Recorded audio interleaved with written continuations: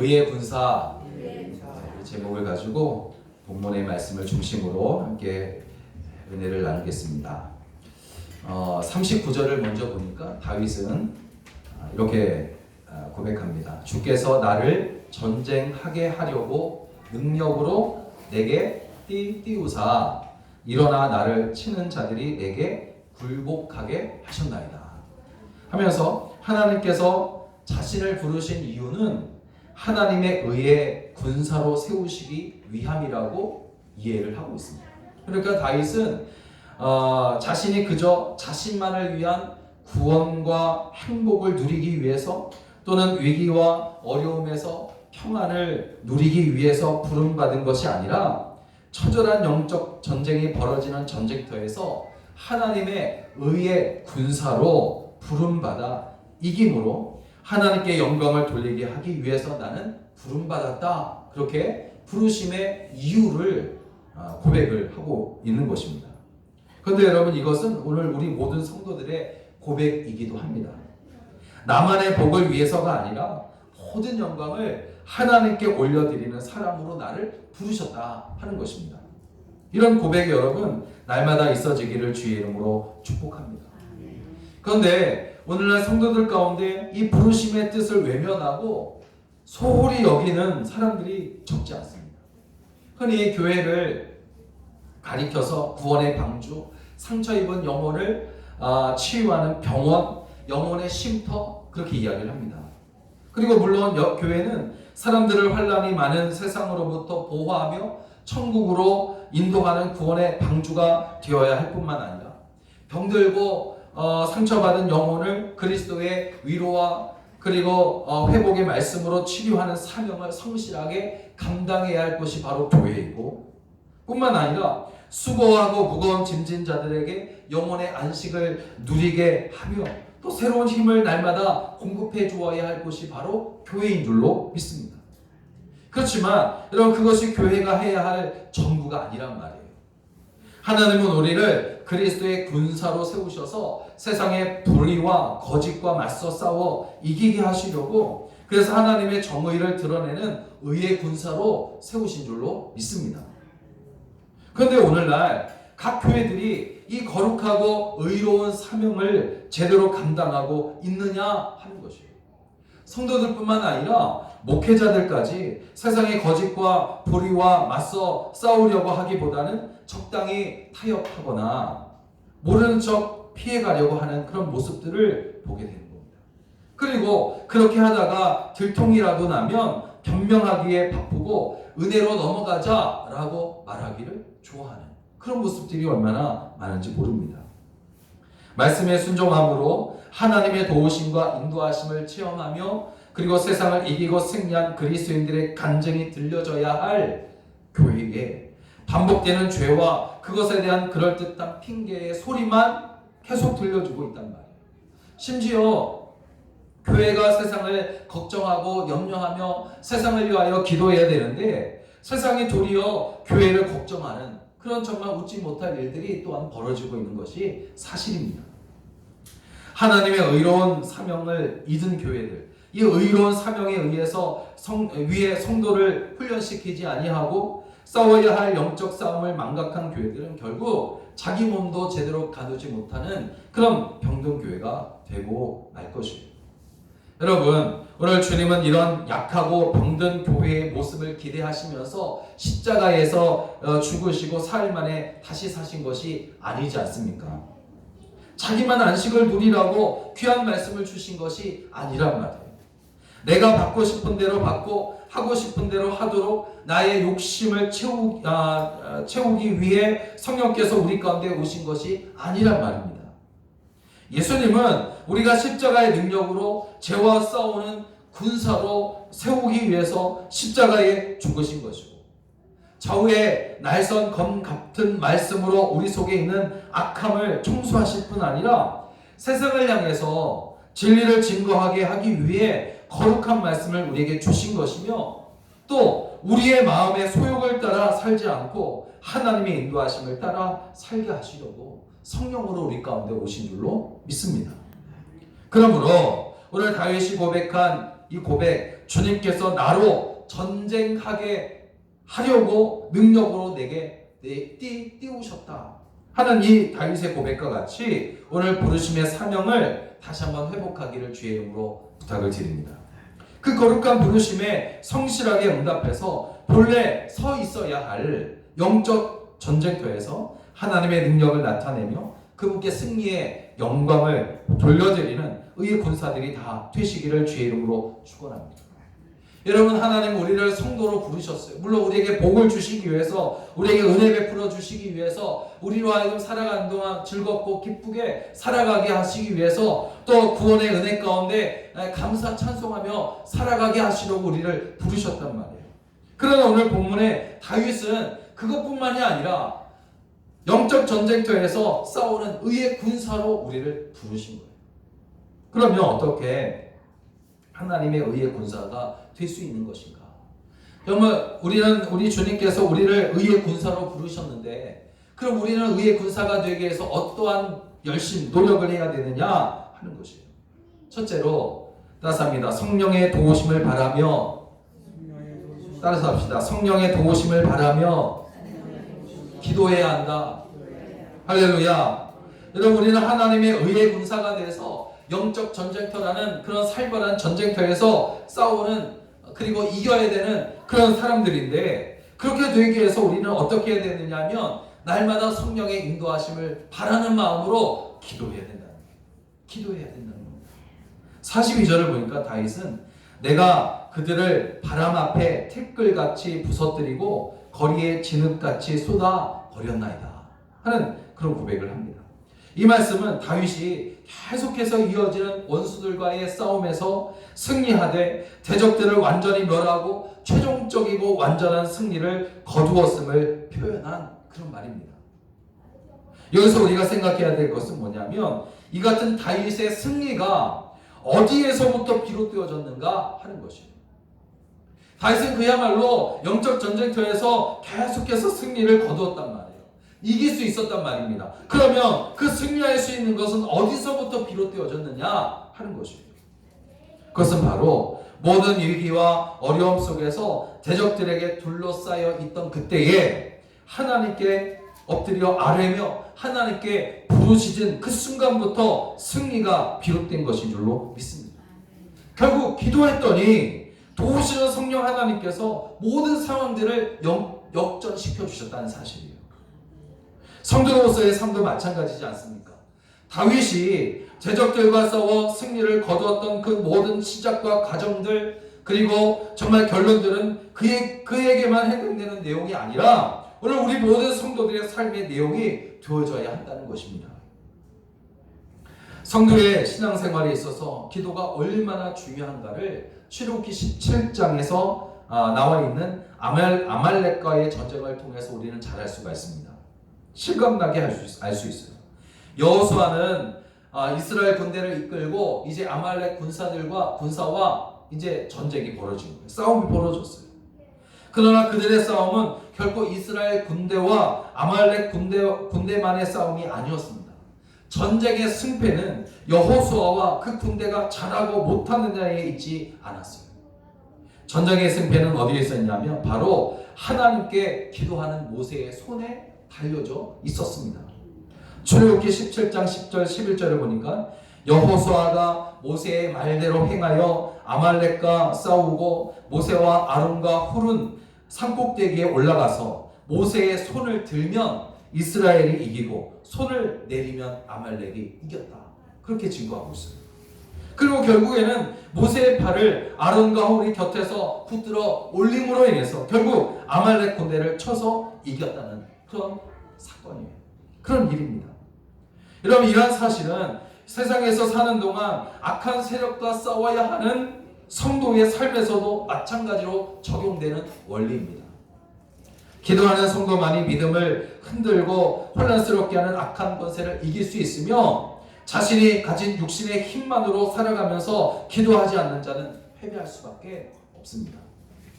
유명한 설교자 찰스 스펄전 목사님은 다윗의 이러한 이제 기도를 통해서 이런 설교를 합니다. 다윗이 가진 무기 가운데 다윗의 대적들이 가장 두려워했던 것은 그가 기도하기 위해 꿇은 무릎이었다. 그렇게 이야기해요. 여러분, 이 말은 전적으로 옳은 말이에요. 그가 기도할 때마다 알 수 없는 능력이 그에게 더 깊어졌고, 그가 기도할 때마다 불리하던 상황들이 역정되었으며, 그가 기도할 때마다 승리가 찾아오는 거예요. 유명한 전도자 무디 역시 이렇게 말합니다. 기도는 하나님의 자녀가 가진 가장 강력한 무기다. 그러므로 여러분, 하나님을 믿는 사람이 기도의 능력을 모르고 사는 것만큼 안타까운 일은 없습니다. 기도의 능력을 체험하지 못하고 신앙생활하는 것은 그야말로 은혜 없이 인간적인 노력만을 가지고 하는 힘든 그런 생활일 수밖에 없는 것이에요. 더욱이 영적 전투에 있어서 기도 없는 신앙생활은 온갖 병기록 중무장한 대적들과 맨손으로 싸우겠다고 하는 어리석은 일일 수밖에 없는 것입니다. 그러므로 여러분, 모든 영적 전쟁에서 이기기를 원한다면 우리는 당장 기도해야 합니다. 우리가 하나님을 경외하며 그분 앞에 무릎을 꿇는 순간 대적들은 두려워 떨게 될 것이며, 그분 앞에 부러지는 순간 대적들은 무장 해제 당할 것입니다. 여러분 모두의 삶이 이렇게 기도의 삶이 되시기를 주의 이름으로 축원합니다. 여러분 이 한 해는 특별히 기도로 여러분 삶을 채우시기를 부탁을 드립니다. 하나님의 기도하는 군사가 다 되시기를 주의 이름으로 간절히 축원합니다. 두 번째로 하나님에 의해 용사가 되기 위해서는 날마다 살아계신 우리 하나님 아버지를 찬양해야 됩니다. 따스합니다. 살아계신 하나님을 찬양하자. 여러분 하나님의 의의 군사가 되기 위해서는 무엇을 해야 되냐? 첫째는 바로 기도하는 사람이 되어야 되고, 두 번째는 하나님을 찬양하는 사람이 되어야 돼요. 살아계신 하나님을 찬양하는 사람이 바로 의의 용사가 되는 겁니다. 46절을 보니까 다윗은 하나님은 살아계시니 그렇게 고백해요. 하나님은 살아계시니 고백하면서 나의 반석을 찬송하며 내 구원의 하나님을 높일지어다. 찬송하고 있어요. 다시 말하면 살아계신 하나님을 찬송하고 있는 겁니다. 그런데 이렇게 그가 하나님의 살아계심을 창조하는 데는 이유가 있습니다. 그것은 그가 자신이 처한 모든 삶의 현장에서 그분의 보호하심과 구원하심을 체험했고, 그 모든 역사가 너무나도 분명하여 결코 그분의 살아계심을 부인할 수가 없었기 때문입니다. 그렇다면 다윗이 부른 이 노래는 지금 하나님의 구원하심과 성령을 통해 그분이 행하시는 생생한 역사를 체험하면서 살아가는 우리 모든 성도들이 고백하고 드려야 할 노래가 되어야 할 것입니다. 그런데 우리는 삶의 현장에서 하나님의 살아계심을 고백하면서도 우리의 행동으로는 인정하지 않는 것 같아 같이 살아갈 때가 너무 많은 거예요. 분명 하나님의 살아계시다는 것을 알면서도, 그리고 입술로도 살아계신 하나님을 고백하면서도 삶 속에서는 마치 하나님이 안 계시거나 죽으신 것처럼 그렇게 처신할 때가 많다는 겁니다. 특별히 어려움을 겪을 때나 시험 앞에 서게 될 때에 어떠한 모습으로 처신하는가를 생각해 보면 알 수가 있습니다. 오늘날 많은 사람들이 믿음이 있다고 하면서 자기가 겪는 그 무수한 어려움과 시험 앞에서 낭망하고 좌절하는 것을 볼 수가 있어요. 그들은 위기의 순간에 사람에게 손을 내밀고 자기 주변 사람의 도움을 구하면서도 손을 모아 하나님께 기도할 줄은 모른다는 겁니다. 그저 사람들에게 손을 내밀어도 아무런 도움을 받을 수 없을 그때가 되어서야 지푸라기라도 잡는 심정으로 기도할 뿐이며, 그 기도 또한 확신이 없을 때가 많습니다. 여러분, 능력 있는 아버지를 둔 자녀가 어려움을 당하게 될 때에 가장 먼저 도움을 구해야 할 대상은 누구여야 하겠습니까? 하늘에 계신 우리 아버지께서는 모든 문제를 해결해 주실 수 있으신 분이신 줄로 믿습니다. 그런데도 그토록 자상하시고 능력이 많으신 아버지 하나님을 찾지 아니하고 불확실하고 변덕스럽기만 한 세상을 의지하는 것이 얼마나 어리석은 일이냐 하는 것입니다. 우리가 하나님을 아버지로 모신 자들이라 하면서도 정작 하나님을 통해 도움을 구해야 할 때 구하지 않는다면 하나님을 무능한 분으로 여기거나 아니면 그분이 이미 죽어서 계시지 않는 분이라고 여기는 것이나 마찬가지라는 것입니다. 여러분, 하나님은 사랑하는 자녀가 어려움이나 시험에 처해 있을 때 오히려 더 크게 찬송하며 도움을 구하는 그 모습을 원하시고 바라시고 기뻐하십니다. 하나님은 능력이 많으실 뿐 아니라 자상한 분이고 사랑이 많으신, 항상 살아계셔서 영원히 우리의 삶을 돌보시는 분이신 줄로 믿습니다. 그러므로 도움을 필요로 하나님이 있다면 누구보다도 먼저 살아계신 하나님께 달려가 그분의 도우심을 간구해야 합니다. 그러면 살아계신 하나님께서 능력의 팔을 펴사 지키실 것이고 소원하는 것들을 이루어 주실 것입니다. 그리고 그 응답 속에서 우리 역시 다윗이 노래했던 것처럼 과연 하나님은 살아계십니다. 살아계신 하나님, 나의 반석이시고 구원의 하나님이십니다. 그렇게 노래하게 될 줄로 믿습니다. 이렇게 하나님의 의의 군사는 하나님의 살아계심을 믿으며 살아계신 하나님을 의지하고 찬송하는 사람이에요. 하나님을 믿고 의지함으로 찬송할 이유들이 이 한 해에 여러분 삶 가운데 더욱더 많아지게 되시기를 주의 이름으로 간절히 축원합니다. 마지막으로 하나님의 의의 용사는 어떤 사람이냐면 왕이신 예수님을 따라가는 사람. 왕이신 예수님을 따라가는 사람. 50절을 보니까 여호와께서 그 왕에게 큰 구원을 주시며 기름 부음 받은 자에게 인자를 베푸시며 영원토록 다윗과 그 후손에게로다 말하고 노래하고 있어요.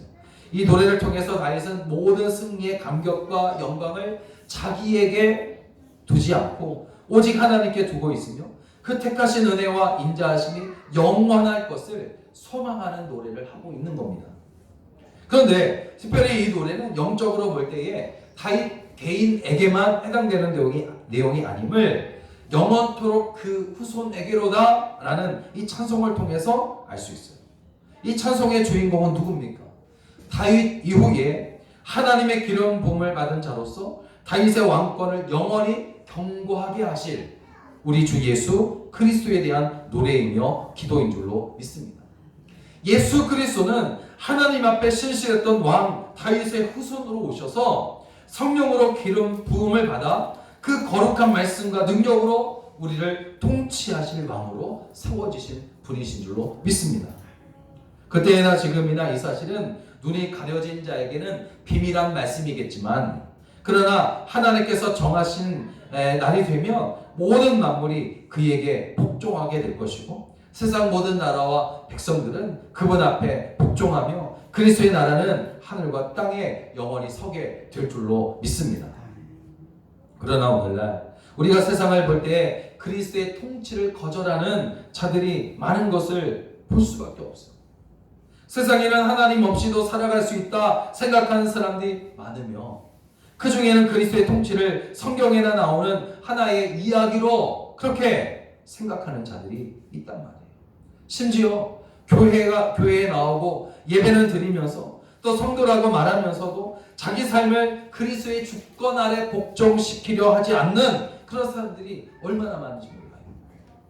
오늘 그리스도께서 평화의 왕으로 이 땅에 오셨지만 하나님의 백성이라고 자처하는 유대인들이 그분의 말씀을 마음에 두기를 싫어하고 도리어 하나님의 아들을 십자가에 못 박으면서 가이사 외에는 우리에게 왕이 없나이다 소리쳤던 것과 같은 그런 모습들이 지금도 여전히 남아있다는 사실이에요.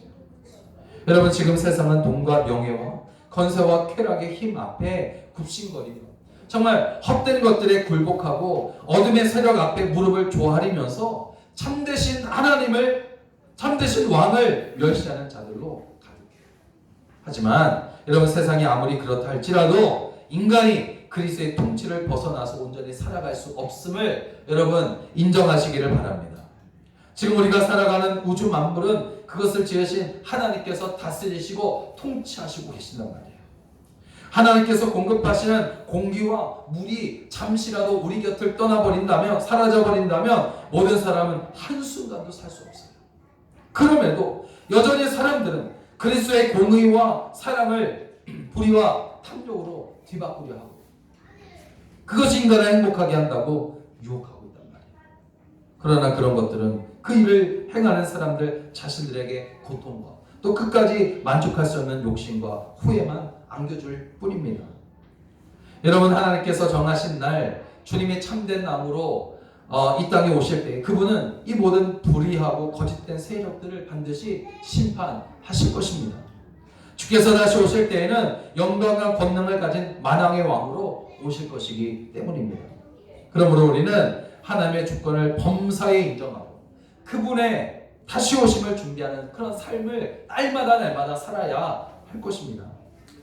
하나님의 의의 군사는 세상의 명예나 권세를 따르는 사람이 아니라 왕이신 우리 주 예수 그리스도를 따르는 사람입니다.